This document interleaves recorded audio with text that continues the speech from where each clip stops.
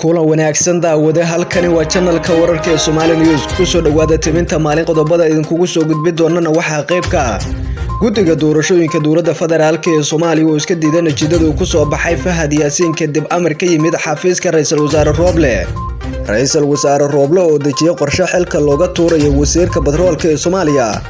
Cabdiraxmaan Cabdishakuur Warsamo oo sheegay in ka badan 16 milyan lagu qaatay iibinta xirmooyinka shidaal baarista ee Soomaaliya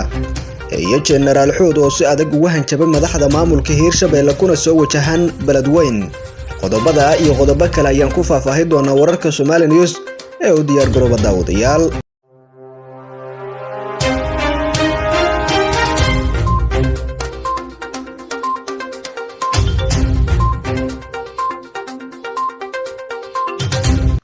markale kulan wacan oo wanaagsan waa 21 Febraayo 2022 maalinimo Isniin ah ku soo dhawaada qodobada aad maqasheen iyo kuwa kale oo ayna faahfaahintooda guda galno fadlan muuqaalka haduu ku soo gaara si share garay oo saaxiibada kale la sii wadaag boggeena Somali News ku soo beer si aad u hesho xogaha aynu halkan ku baahina goor kasta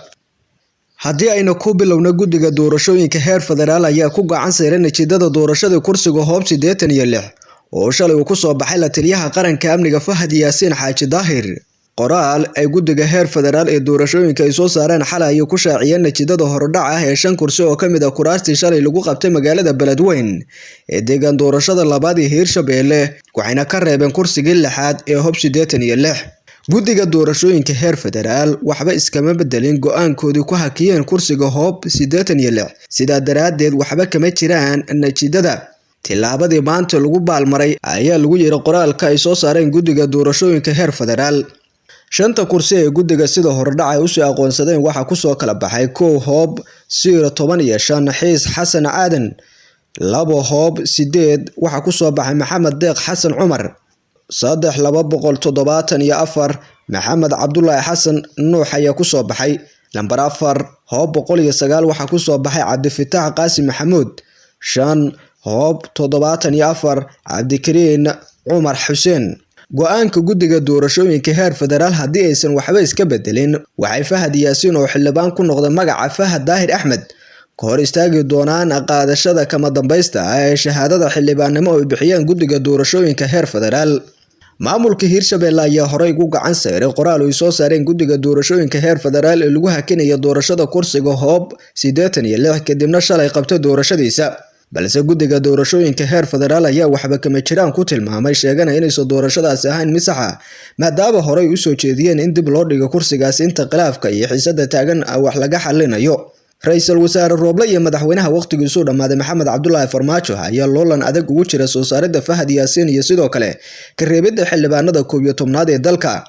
Farmaajo filla Soomaaliya ayaana ku guuleysatay soo saaridda Fahad inkastoo guddiga doorashooyinka heer federaal ay wali caqabad ku yihiin lana ogeyn sida u fasaxi doonaan waxaana wararka hoose ay sheegayaan in loo gudbi doono kiiska kursigan ee muranka uu hareeyay guddiga xalinta khilaafaadka sida awgoodna ay ku joojin doonaan dhankooda ilaa inta laga gaarayo is-afgarad lagu heshiiyo markaana ra'iisul wasaaraha xukuumadda Soomaaliya Maxamed Xuseen Roble ayaa la filayaa inuu maanta xulka uu ka qaado wasiirka batroolka Cabdirashiid Maxamed Axmed sida aynu xogaha ku helayna hoose Cabdirashiid ayaa Soomaaliya waxa uu ka abuuray mowjad siyaasadeed kadib markii uu sabtidii shaaca ka qaadin oo saxiix heshiis shidaal oo sahmina oo dowladda federaalka ee Soomaaliya ay la gashay shirkad laga leeyahay dalka Mareykanka taas oo si isku mid ah u diideen madaxweynaha iyo ra'iisul wasaaraha si kastaba ha ahaatee Cabdirashiid waraysigiisa iyo VOAda ayuu ku sheegay madaxweyne Farmaajo uu la ogaa heshiiskaasi laguna qaatay 7 milyan oo dollar isla markaana uusan garanayn sababtu hadda isaga hor yimid isagoo ku macneeyay culays dhanka baraha bulshada ka soo wajahay oo isaga difaacayo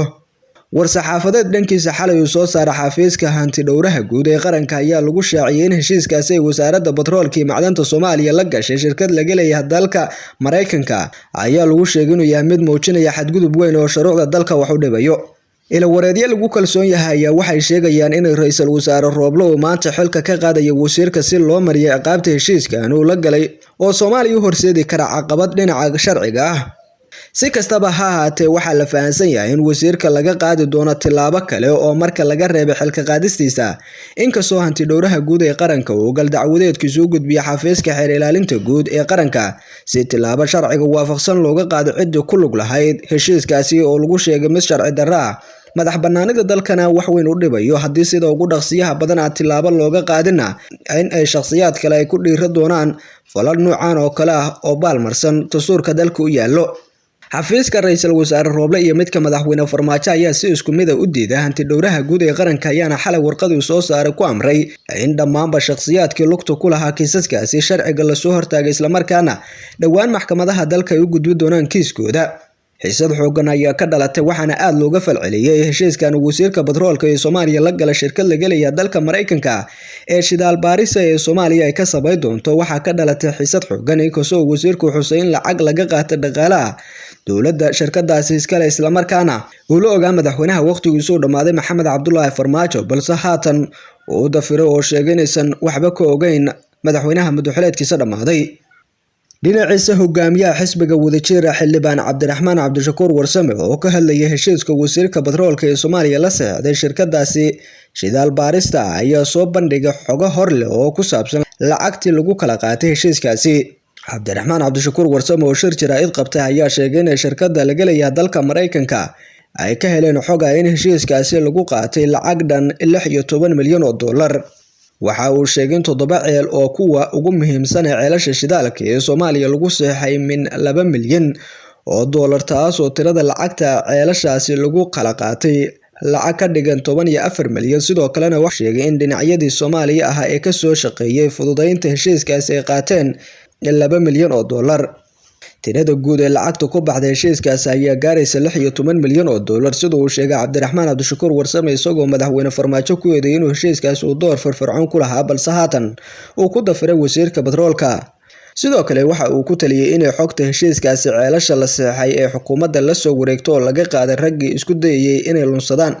waxa uu sheegay in qorshaha dhinacyada Soomaaliya uu ahaa in heshiiskaasi aan la baahin, balse shirkadda ayaa ku qasbanaatay inay baahiso oo website-keeda ku daabacday inay Soomaaliya heshiis shidaal ay la gashay 4 maalmood kadib markii la kala saxeexday heshiiskaasi. sababta ku kalaftay shirkadaas inay baahiso heshiiska cusub ayuu ku sheegay Cabdiraxmaan Cabdishakuur Warsame inay shirkadaysan awood u lahayn inay shidaal qodo, balse ay doonayso inay shirkadaha waaweyn ee shidaalka baara ay tartan u qabato si shirkadii ugu guuleysatay u gadato xirmooyinka ay saxeexday Soomaaliya. markaana Generaal Abuukar Warsame Xuud ayaa dadka reer Beledweyne uga tacsiyay qaraxis miidaaminta iyo dilalkii ka dhacay magaaladaas maalmihii la soo dhaafay, isagoona wacad ku maray inay halgankoodii kacdoonka ah ay sii wadi doonaan. waxa uu sheegay in shacabka reer Beledweyne maalmihii la soo dhaafay wajahayeen dilal nabadoonadii ugu waaweynaa beesha Xawaale la dilay taliyaha saldhigga booliska oo disha Haram Cad iyo qaraxis miidaaminta oo maalin ka hor ka dhacay bartamaha magaalada Beledweyne kaas oo galaaftay nolosha in ka badan 20 qof. isla xisaabtan ayaa jiri doona, laguma kala hari doono wixii ka dhacay magaalada Beledweyne. haddii iska dil ay ahaan jirtay la iska aamusi jiray, hadda la sii aamusi mahayo. kuwii dhibkaasi geystay haddii xal ay diyaar u yihiin iyo haddii xoog ay wataanba diyaar ayaan u nahnay inaan wajahno, ayuu yiri Generaal Xuud. Generaal Xuud waxa uu beeniyay inuu xiran yahay waayahan. waxaa la wada warar ah inuu generaalku u xiran yahay. war ma xirni, ogaada wada hadal ayaan xamar u imid, mowqifkayga kama tanaasulin. wada hadalkaasi markii uu dhamaado ayaan war ka soo saari doonaa, ayuu yiri. dhawaana waxaan imaan doonaa magaalada Beledweyne. Xuud